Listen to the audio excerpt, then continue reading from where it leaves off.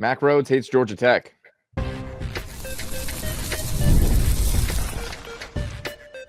You are Locked On Georgia Tech, your daily podcast on the Georgia Tech Yellow Jackets, part of the Locked On Podcast Network, your team every day.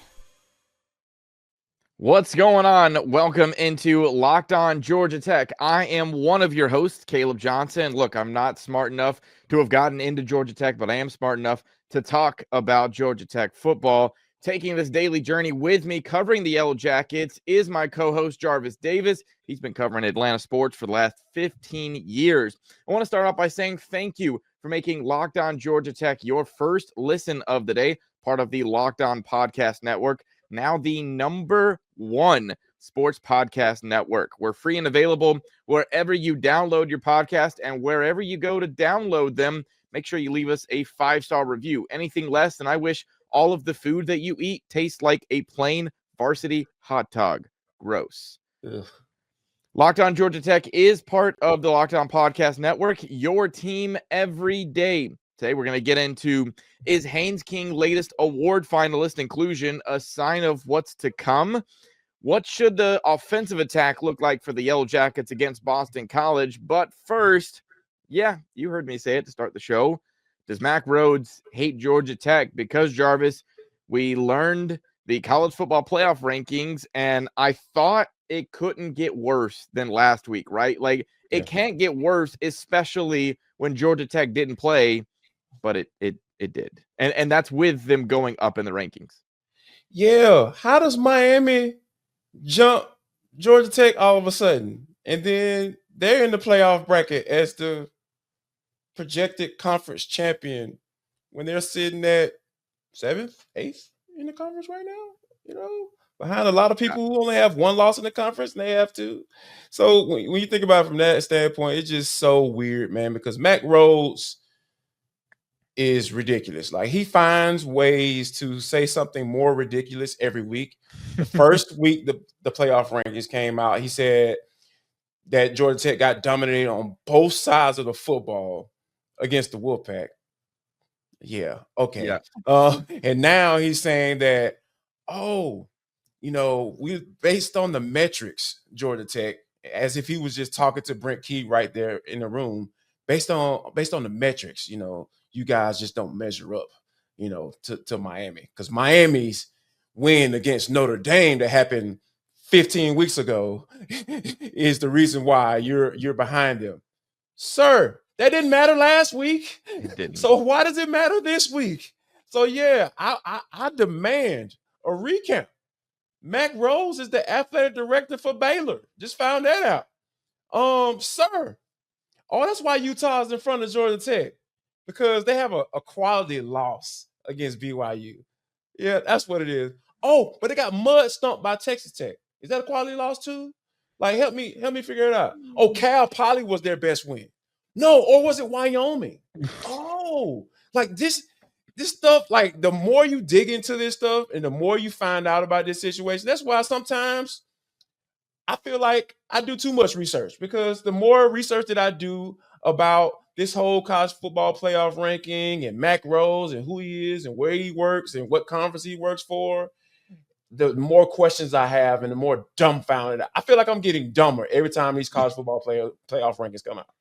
It's like the end of Billy Madison. I think for me, Jarvis, I find myself when the rankings initially come out, I lose my mind because I'm frustrated over these things. And then I stop and think, and I go, wait, what is ESPN doing here? Are they producing a true just, hey, let's give the most fair and unbiased projection of, the top 25 teams in the country? Or are they creating a television show? Are they hooking us in and getting us fired up? What?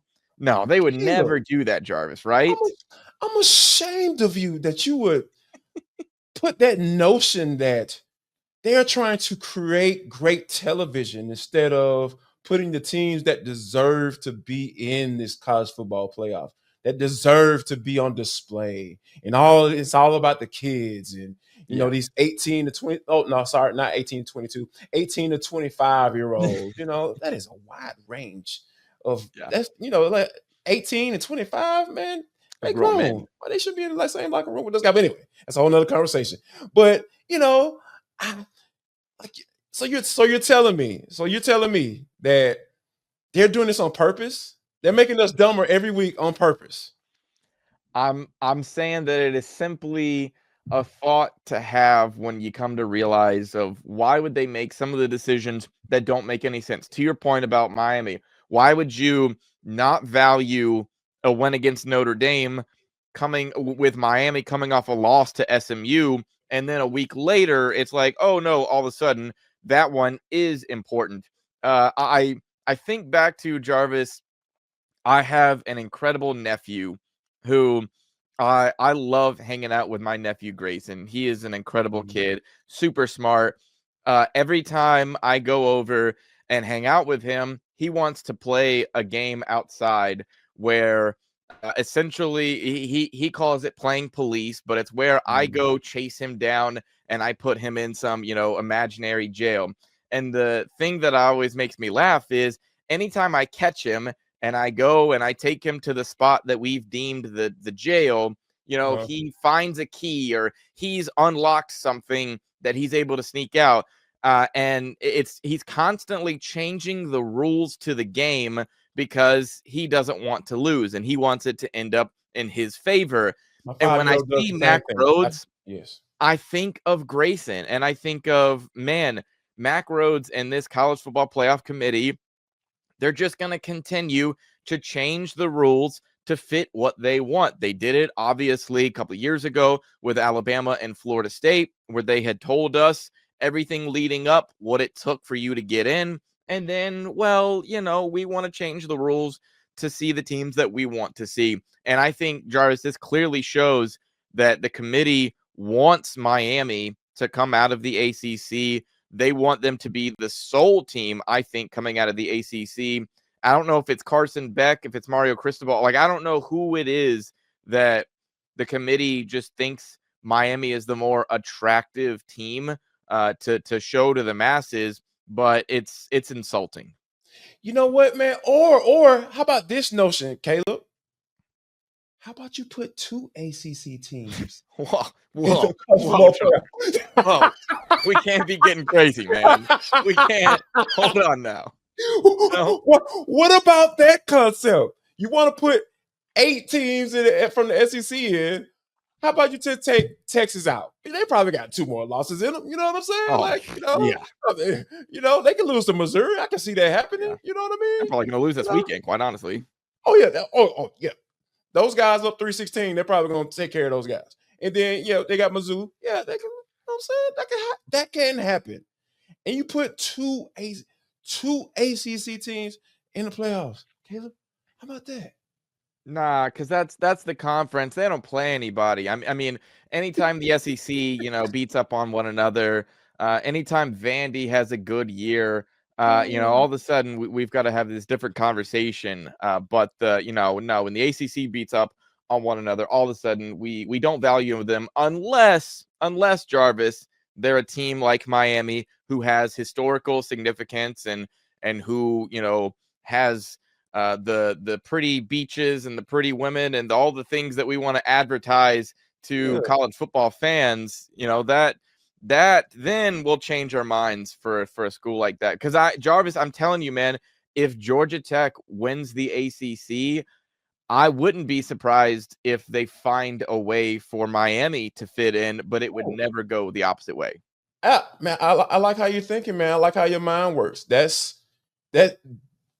ranking, just all it says is that they want to find a way for Miami to get into the playoffs. Oh, and it just popped in my head. 2 ACC teams made it last year. Right. Now, granted, they were the last 2, but they got in. Hey. Clemson and SMU. Yeah. You know what I'm saying? They got in. Right. So it's okay. The precedent has been set. But this further proves our notion that Mack Rhodes hates Georgia Tech because hey, Mac, this has been done before, but it's okay. You're not going to lose your job if 2 ACC teams get into the playoffs. Just saying. No Yeah. shade towards Miami, but there's no way that they should be ranked in front of Georgia Tech. I'm just saying. Come I on. want to go through a couple quotes real quick. I know as we're, kind of wrapping this thing up, but what Mack Rhodes like specifically said, and it's crazy. This man, we talked about Brent Key tripled down on radio, talking about his allegiance to Georgia Tech. Well, Mack Rhodes doubled down, saying that the reason why Georgia Tech fell below Miami in this week's rankings were because they were idle and they didn't play anybody, which I didn't know we were punishing teams for not playing anybody, but also after having a bad performance, quote, on both sides of the ball versus NC State hurt them, and Miami's non-conference win over Notre Dame was a big factor. They went on to say, we've got great respect for Miami. When you think about the eye test, they're really talented, just need a little bit more consistency on the offense. So he's been watching the film. That's what I'm talking about. Okay. He's been watching the film. He's watching the tape. Okay. But I feel like what he's doing is he's like, just let me hold my hand over the screen when Carson Beck's on the field. And then, okay, I see it. It looks kind of, oh, okay. Yeah. It looks seeing ghosts, sir. That man sees ghosts. You know what I'm saying? Come on. Like the more he talks, the dumber I get. Yep. So I'm gonna stop listening to him. I'm just gonna read it. So I don't, you know what I'm saying? I need my brain power. You know, I'm at an age right now where I need that. I can't lose that. So you know what I'm saying? I need to be able to do my job, and put on a good show for you all. Talking about Georgia Tech, because Mack Rhodes is making my head hurt right now. So yeah, I'm done with Mack Rhodes. All right, Jarvis. Well, let's get into what should the offensive attack look like for the Yellow Jackets against Boston College this week. When the opening whistle blows on a new repair, get your crew moving forward with Supply House. Order today and see parts on your doorstep tomorrow. Over 280,000 plumbing, HVAC, and electrical items from the most trusted brands in the business. Their real-time inventory and honest lead times keep you from punting on projects, while their industry-leading customer service always has your blind side covered. Do you need parts fast for a project? Supply House has next-day delivery. You talk about a game changer. Getting it that quick really can change the difference in how quickly you're able to finish up a job. Join the free Trademaster program today and score serious perks like priority shipping, lower prices, and a dedicated support line. Visit supplyhouse.com to sign up for free and use promo code SHCollege5 for 5% off your first order. That's supplyhouse.com. Real people, real service.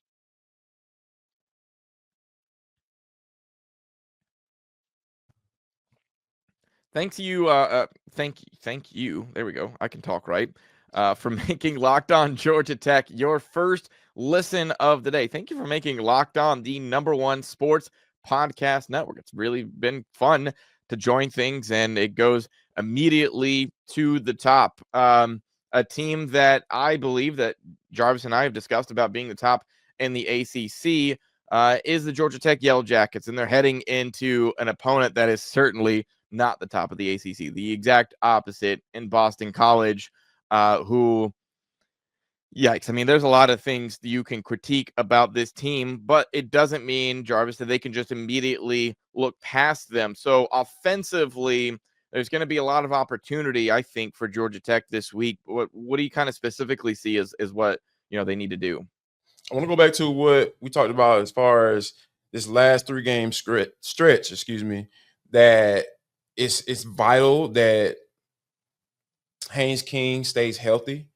And I think part of him remaining healthy is having him turn around and hand the ball off more to Malachi Hosley. I feel like this is your most explosive back. I feel like, and I think Brent Key laid it out beautifully today when he was asked about Malachi Hosley and like what he brings to the table, talking about how explosive he is. You can look at the numbers, you can look at the tape, whatever you want to do, Mack Rhodes.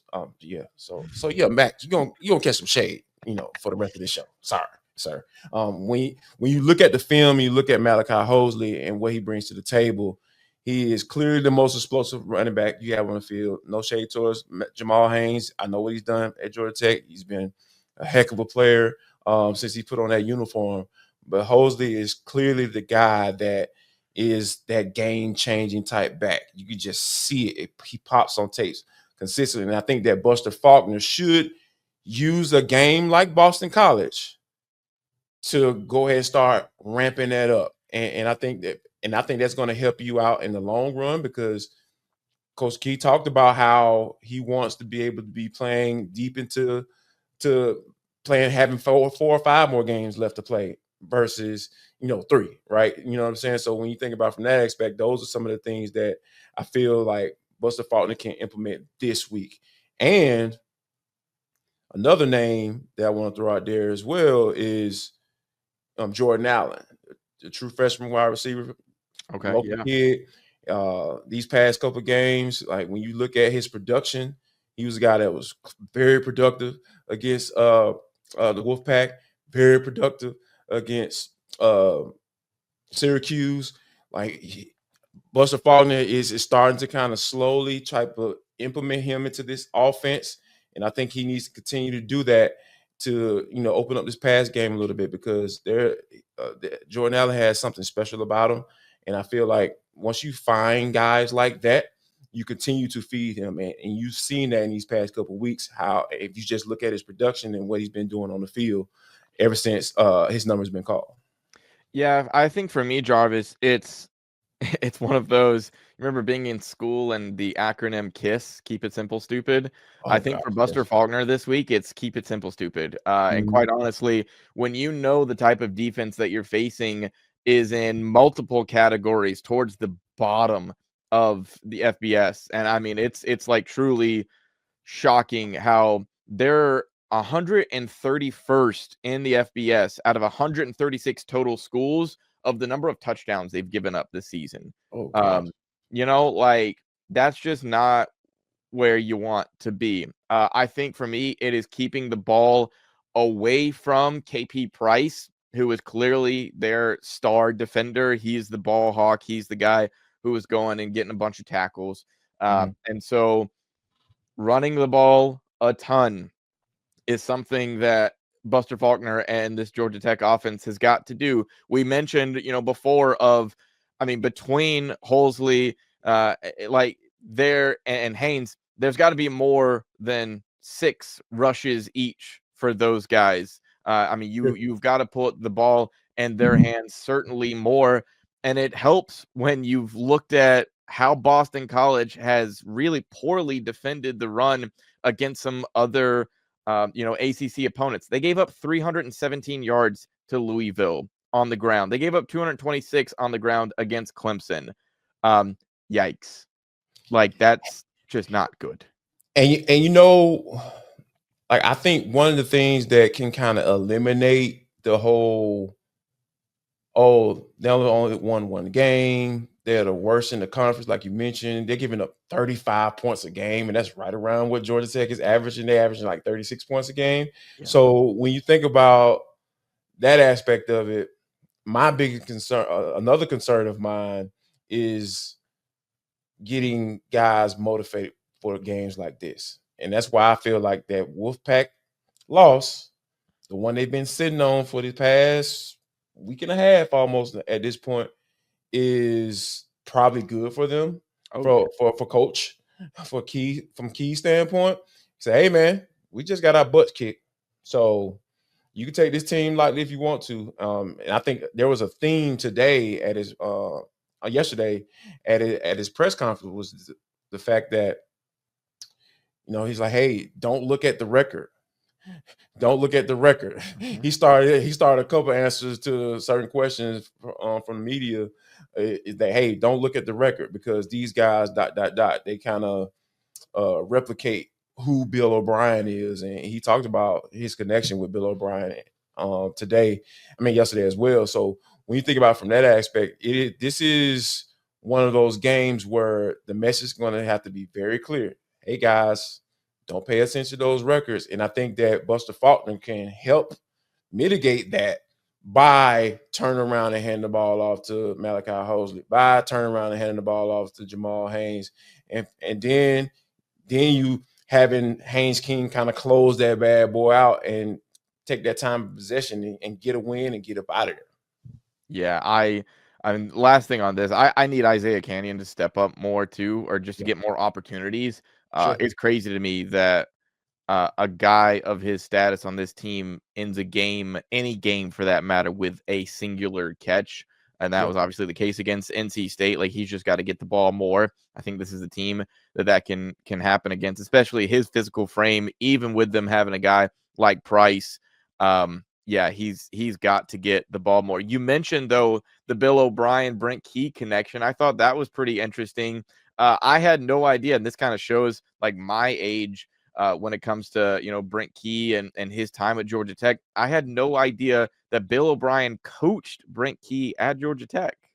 Yeah, man. He had an interesting story today, where he talked about how Bill O'Brien was a grad assistant, and he was driving Key and his mom around, because the grad assistants kind of take the guys around on Yeah. recruiting trips and stuff. And I was just like, man, I would have paid money to be in that car to see what they were talking about, to hear what they were talking about, because like when it's always interesting times. It's very it's vital when you guys are being recruited and about who you partner them up with.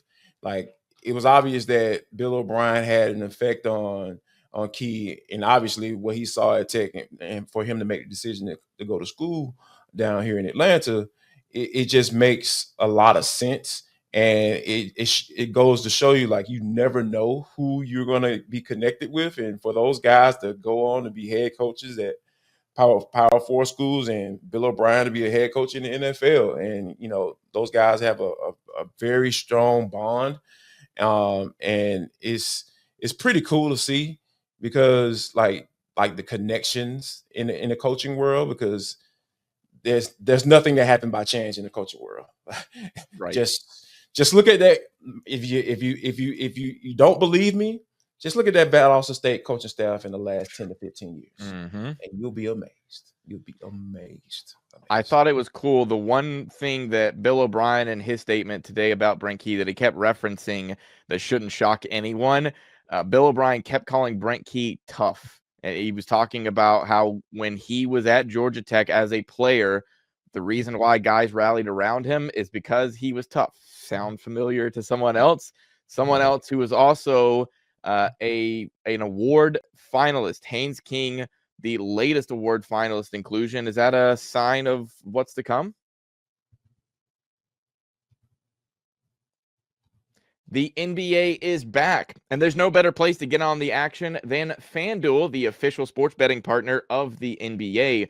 Even if you miss the start of the game or you want to ride the hot hand, FanDuel has live bets on everything from who will score next to fourth quarter comebacks. Maybe you were smart enough to get on the V. Cressy action as the Hawks took on the Clippers, and V. Cressy went on an absolute tear and had a career night against LA. You can combine your live bets into a same game parlay for a shot at a bigger payout. Look, FanDuel keeps every game exciting, especially when your team is making that late push. Right now, FanDuel is giving new customers $300 in bonus bets when your first $5 bet wins. So head to FanDuel.com to sign up today and play your game with FanDuel, the official sports betting partner of the NBA.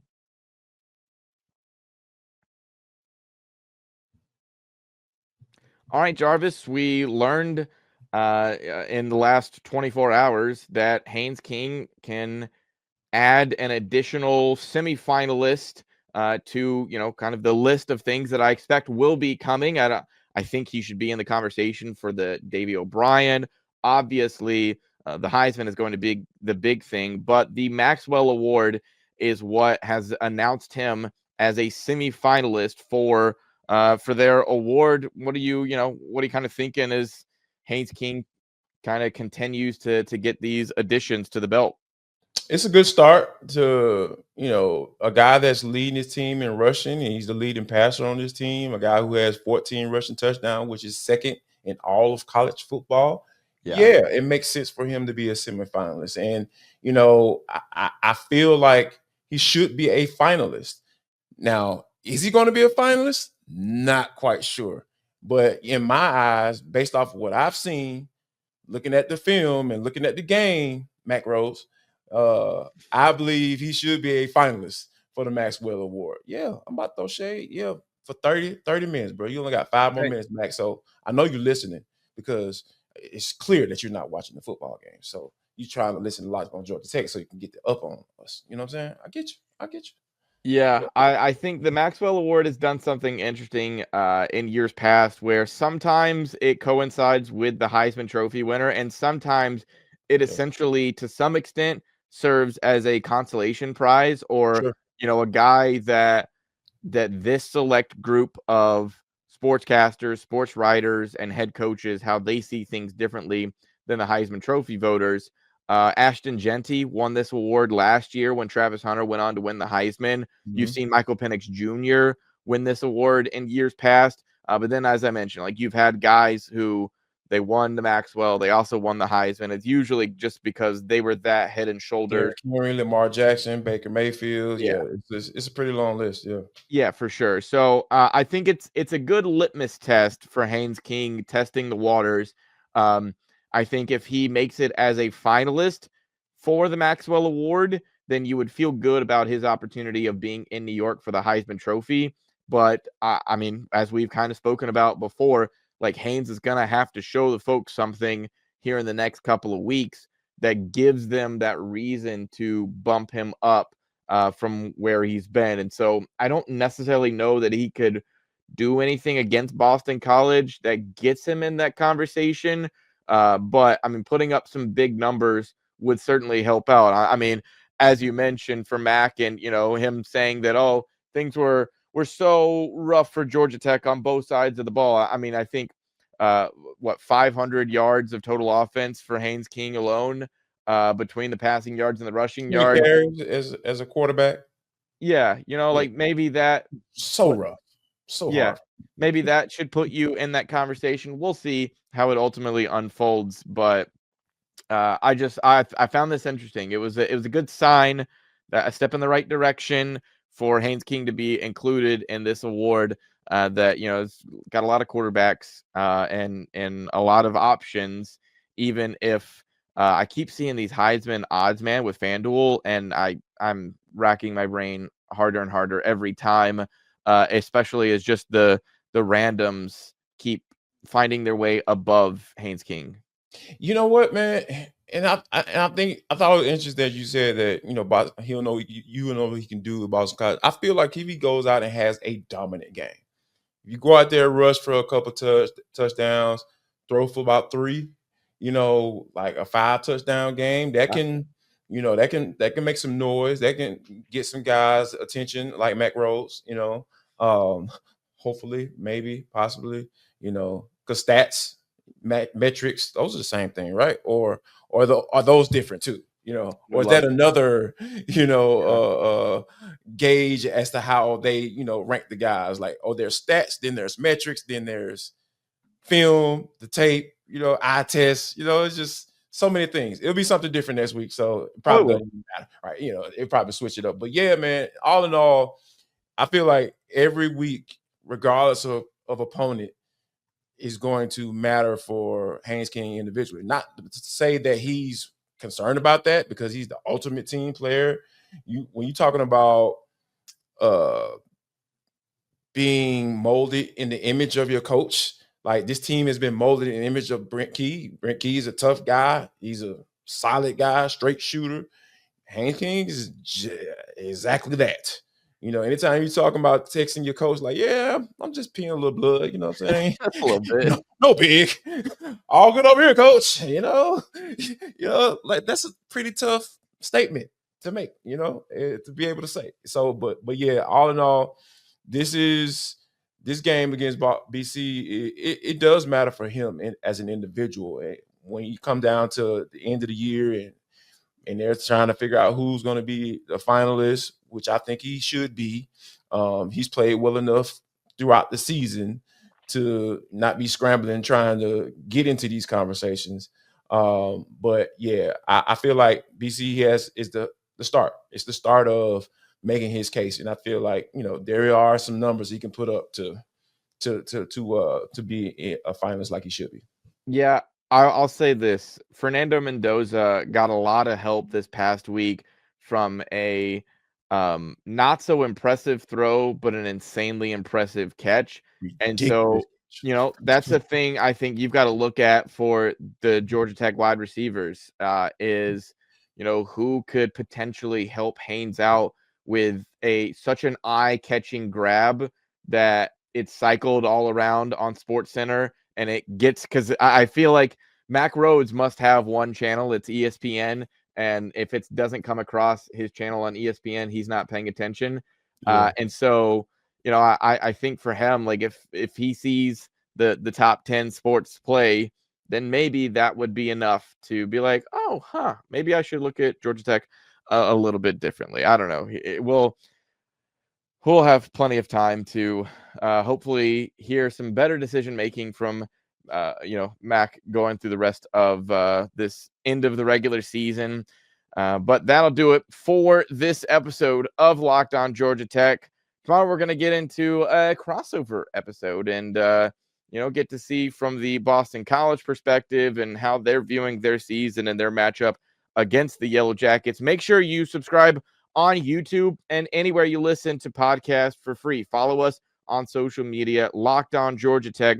Follow Jarvis at JarvisD90. I'm at ATL Johnson 18. Thanks for making Locked On Georgia Tech your first listen today, part of the #1 sports podcast network. For your second listen, check out Locked On ACC. Kenton Gibbs and Alex Donna break down the most interesting conference in college sports, from the rivalries to the championship and every game in between. Find Locked On ACC on YouTube or wherever you listen to podcasts. For Locked On Georgia Tech, you'll have a good one.